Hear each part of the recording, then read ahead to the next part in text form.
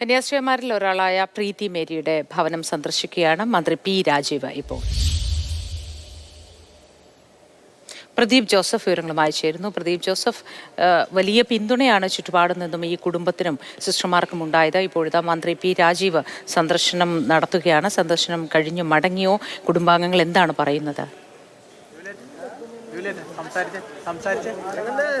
പൊതുവെ നമുക്കറിയാം, സിസ്റ്റർമാർ അറസ്റ്റിലായത് മുതൽ വലിയ ജനപിന്തുണയാണ് കേരളത്തിന്റെ നാനാഭാഗങ്ങളിൽ നിന്ന്. വിവിധ രാഷ്ട്രീയ കക്ഷികൾ, മറ്റ് വിവിധ സാംസ്കാരിക സംഘടനകൾ, അങ്ങനെ ഒരു മതനിരപേക്ഷ സംസ്ഥാനം എന്നുള്ള നിലയ്ക്ക് അത്തരത്തിലുള്ള ഒരു പിന്തുണയാണ് വിവിധ കോണുകളിൽ നിന്ന് കിട്ടിയിരുന്നത്. അതുകൊണ്ട് തന്നെ ഒട്ടേറെ രാഷ്ട്രീയ നേതാക്കൾ ഉൾപ്പെടെ സിസ്റ്റർമാരുടെ വീടുകളിൽ സന്ദർശനം നടത്തി അവർക്ക് പിന്തുണ, ഒപ്പം അവർക്ക് വലിയ പിന്തുണ അറിയിച്ചിരുന്നു.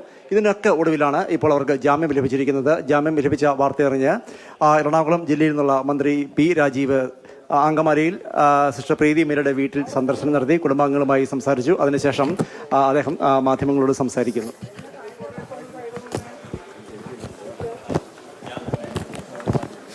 മിനിസ്റ്റർ, വലിയ ഒരു നിയമ പോരാട്ടമുണ്ട്. ഒപ്പം ഇതുമായി ബന്ധപ്പെട്ട വിഷയങ്ങളൊക്കെ അങ്ങനെയൊക്കെ രാഷ്ട്രീയമായും അല്ലെങ്കിൽ അവിടെ അടക്കമുള്ള കാര്യങ്ങൾ ഒടുവിൽ ജാമ്യം കിട്ടിയിരിക്കുകയാണ്. എങ്ങനെയാണ്? അതൊരു ആശ്വാസം നൽകുന്ന വിധിയാണ് ഇപ്പോൾ വന്നിട്ടുള്ളത്. ഇപ്പം ഞാൻ അവിടെ ജയിലിന് മുമ്പിൽ തന്നെ ബ്രിട്ടാസ് MP, അതുപോലെ ജോസ് കെ മാണി, സന്തോഷ് കുമാർ 3 പേരുണ്ട്. അവരുമായിട്ട് സംസാരിച്ചിരുന്നു. അപ്പോൾ അവർ ഇന്ന് രാവിലെയും ഇന്നലെയും സിസ്റ്റേഴ്സിനെ കണ്ടിരുന്നു. അപ്പോൾ സിസ്റ്റേഴ്സ് തന്നെ ഇപ്പോൾ ഇവിടെ അവരുടെ അപ്പച്ചനെയും അമ്മച്ചയും കണ്ടപ്പോൾ അവർ സിസ്റ്റേഴ്സും ആ കാര്യം പറഞ്ഞിരുന്നു. അപ്പോൾ അവർ സംസാരിച്ചപ്പോൾ ഈ NIA കോടതിയിൽ നിന്ന് ജയിലിലേക്കൊരു 3-3.5 മണിക്കൂർ യാത്രയുടെ ദൂരമുണ്ട്. അപ്പോൾ വിധി അവിടെ എത്തേണ്ടതുണ്ട്. ജയിൽ സൂപ്രണ്ട് ഇപ്പോൾ പറഞ്ഞിരിക്കുന്നത് 8:30 വരെ വെയിറ്റ് ചെയ്യാം എന്നാണ്. സാധാരണ 5 മണിയാണെങ്കിലും 8:30 വരെ വെയിറ്റ് ചെയ്യാമെന്നുള്ള സമീപനത്തിലേക്ക് ഉണ്ടെന്നാണ് ബ്രിട്ടാസ് ഇപ്പോൾ സൂചിപ്പിച്ചത്. അപ്പോൾ എല്ലാവരും പുറകിലുണ്ട്.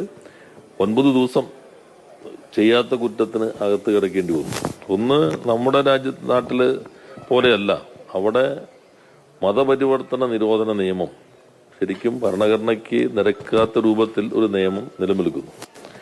ആ നിയമം ഇപ്പോൾ വന്നിട്ട് BJP ഗവൺമെന്റ് സമയത്ത് വന്നു, കോൺഗ്രസ് ഗവൺമെന്റ് സമയത്ത് തുടർന്നു, ഇപ്പോൾ വീണ്ടും ആ നിയമം തുടരുകയാണ് ചെയ്യുന്നത്. ഇതുകൂടാതെ പാർലമെന്റ് 2019-ൽ 2008-ലാണ് NIA നിയമം വരുന്നത്. ഈ ഹ്യൂമൻ ട്രാഫിക്, മനുഷ്യക്കടത്ത് കൂടി ഇതിനകത്ത് NIAയുടെ ഭാഗമായി ഉൾപ്പെടുത്തുകയുണ്ടായി. അപ്പോൾ അതൊരു തരത്തിലും അംഗീകരിക്കാൻ പറ്റാത്ത കാര്യമാണ്. അതുകൂടി വച്ചിട്ടാണ് ഇവരെ ഈ രൂപത്തിലേക്ക് കൊണ്ടുവന്നത്. ഇപ്പം നാളെ ഒരാൾ എവിടെയെങ്കിലും ട്രെയിനിൽ യാത്ര ചെയ്യുന്നു, റെയിൽ പ്ലാറ്റ്ഫോമിൽ നിൽക്കുന്നു, അവരുടെ വീട്ടിലേക്ക് ഒരു മെയ്ഡിനെയോ മറ്റോ കൊണ്ടുപോകാൻ നിൽക്കുന്നു. അപ്പോൾ ഒരു സംശയത്തിൽ ആർക്കെതിരെ ഇത് വരാം. ഇവിടെ പ്രത്യേകത അവരുടെ വസ്ത്രം അവരെ തിരിച്ചറിയുന്നത്. പ്രീതി മേരിയുടെ ഭവനത്തിൽ എത്തി സന്ദർശനം നടത്തിയ ശേഷം മാധ്യമങ്ങളോട് സംസാരിക്കുകയായിരുന്നു മന്ത്രി പി രാജീവ്.